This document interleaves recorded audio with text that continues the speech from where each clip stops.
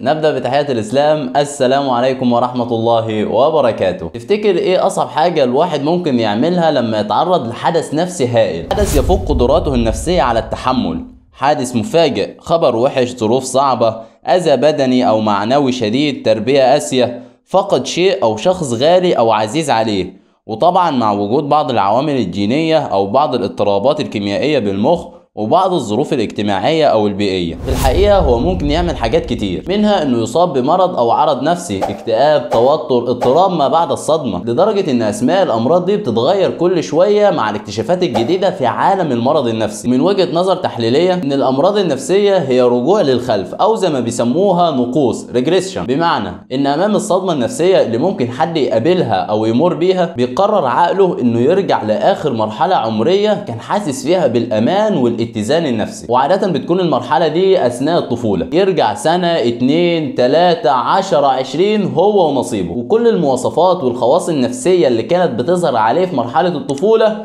بتظهر عليه وهو كبير. تصور بقى معايا يا أخي لو المريض ده كل ما يرجع كام سنة لورا يلاقي المرحلة اللي رجع لها مرتبطة كمان بصدمة تانية وتالتة. يعني لما عقله يقرر يرجع سنة لورا هروبا من الصدمة النفسية اللي في الحاضر، يلاقي صدمة نفسية تانية في السنة اللي رجع لها، فيقرر عقله بشكل غير واعي انه يرجع سنتين مش سنة واحدة، فيلاقي في السنتين صدمة تالتة. ساعتها هيقرر يعمل حاجات صعبة جدا، وهي انه هيفضل يرجع لغاية ما يوصل للمرحلة العمرية اللي كان فيها هو عنده كام شهر كده، لما كان بيتخيل حاجات مش موجودة بيسلي بيها نفسه كده وهو بيلعب، واحنا كنا فاكرين ان هو بيكلم الملائكة يا عيني. وده اللي بيطلق عليه في علم النفس رجوع او نقوص غائي متقدم، وده بيؤدي الى الفصام، الجنون يعني. وهو من اصعب الامراض النفسيه، لكن مش اصعبها على الاطلاق. الاصعب فعلا من الجنون والاكتئاب والاضطرابات الشخصيه ان المريض يرجع كمان لورا اكتر، يرجع كمان قبل الكام شهر الاولانيين من عمره، عشان حتى دول ما كانش حاسس فيهم بالامان. اهمال شديد من الام، قسوه شديده من الاب والام، صدمه نفسيه شديده جدا. ساعتها هيقرر عقله بشكل غير واعي انه يرجع للرحم، لحياه ووضع وسلوك الجنين. فاكرين مسلسل ساره؟ هو ده اللي كان حاصل ليه. ساره كانت عايشه حياه الجنين علشان دي كانت اخر مرحله عمريه حست فيها بالامان في حياتها. لما اطمنت للعالم وللناس اللي حواليها عن طريق الدكتور اللي كان بيعالجها اللي هو الدكتور حسن، كبرت شويه وبقت تتكلم وتتصرف زي الاطفال الصغيرين، وتوالت احداث المسلسل. طب انت يا اخي ممكن تسال سؤال محنك، محنك، هو في رحم الام ممكن يحس بالامان من عدمه؟ اقول لك، انت عارف اصلا ان الجنين في رحم الام بيحس ويستقبل رسائل كتير من العالم الخارجي، بيوصل له حنان الام ومشاعرها، بيحس متضايقه ولا فرحانه، بيعرف هي مطمنه ولا قلقانه، بيوصل له هي بتحبه ولا لا، قابله وجوده ولا رفضاه، عاوزاه ولا جه غلطه. هو بيحس وبيستقبل ده بطرق كتيرة جدا، ابسطها الهرمونات اللي بتفرزها جسم الام في حالاتها النفسية المختلفة، واللي بتوصل للجنين عن طريق المشيمة. يعني حتى جوه الرحم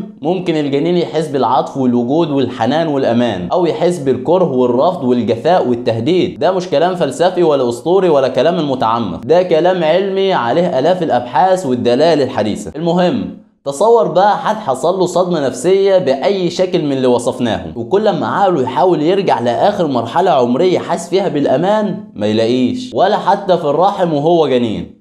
عارف هيعمل ايه؟ عارف ايه القرار اللي عقله هياخده بشكل غير واعي طبعا وهينفذه؟ قرار في منتهى الصعوبة والقسوة، قرار انه ينفصل عن العالم، يخاصم الحياة، يقفل على نفسه ابواب نفسه. هو مش هينتحر او يموت نفسه، لا، هو هيعمل حاجة اصعب، هو هيعيش ميت، هيبقى زيه زي اي نبات او جماد، لا ياكل ولا يشرب ولا يتكلم، تشيله من هنا وتحطه هنا، ما تحكمش في اعصاب ولا عضلات جسمه ولا حتى في دخوله الحمام. لو سبته واقف هيفضل واقف، ولو سبته قاعد هيدنه قاعد. انت قدام شخص قرر يفارق الحياة وهو عايش، وده اللي يطلق عليه الكاتاتونيا، كلمة لاتينية تعني جثة. بني آدم قرر يتحول لجثة عشان ده الوضع الوحيد اللي ممكن يحس فيه بالأمان، وضع الخروج من الحياة بكل سخافتها وضراوتها ومخاوفها. هو مش بس بيغيب بوعيه زي حالات الهستيريا والانشقاق، لا، ده كمان بيغيب عن العالم بجسمه ومشاعره وأحاسيسه. الكاتاتونيا هي أصعب مرحلة من المراحل اللي ممكن يوصل ليها أي مريض نفسي، وعلاجها أصعب منها، وفهمها والوصول لمعانيها من مريض لمريض مختلفة جدا وأصعب وأصعب. في جلسة مع إحدى مريضات الكاتاتونيا بعد علاجها، قالت المريضة للمعالج بتاعها كان الإيطالي سيلفانو أريتي إنه من ضمن أسباب مرضها بعدم الحركة والانفصال عن العالم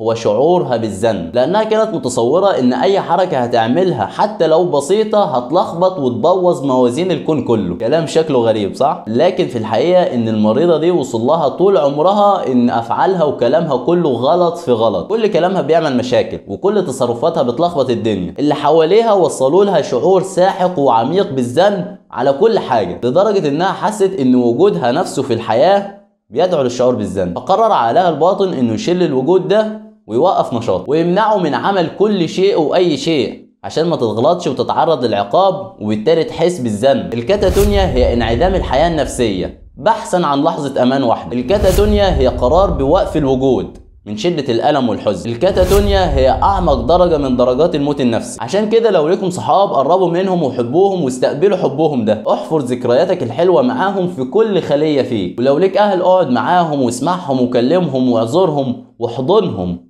وحس بالحضن ده. ولو انت ام او انت اب وبتربي ولادكم، خلي في بينكم وبينهم لحظات حلوه كتير وفرح وقبول وسعاده، عشان في وقت من الاوقات لحظه امان واحده ممكن تكون هي حائط الصد ضد صدمة نفسية مفاجأة. موقف طيب بسيط ممكن يكون هو درع الحماية قصاد المرض النفسي وشراسته. كلمة حلوة، نظرة قرب، ابتسامة رضا ممكن تكون هي الملجأ والملاذ والمنقذ وقت الطوفان النفسي العنيف. دلوقتي اوريكم فيديو لمريض مصاب بالكاتاتونيا. Relax a second. Think carefully about what I'm asking you to do, as though I'm going to shake your hand. I'm going to move your arms gently.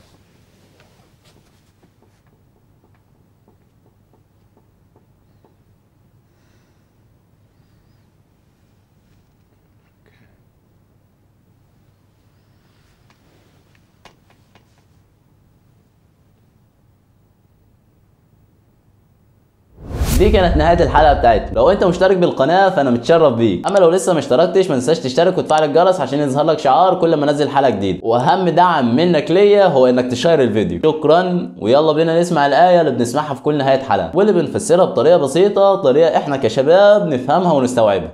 يلا بينا. باك وشكلها حلو، ما تنساش تقول ما شاء الله لا قوه الا بالله. مش هتخسر حاجه لما تقر بجمال الله وتدعو بالبركه. ما تكونش زي الناس اللي هي تشوف حاجه جميله وروعه، يا لهوي ايه ده ايه ده كله، ايه الجمال ده، ايه الروعه دي، وتنسى تقول ما شاء الله لا قوه الا بالله. ما تكونش حسود، ما تضرش نفسك، ما تضرش اخوانك المسلمين. ما شاء الله لا قوه الا بالله. سلام.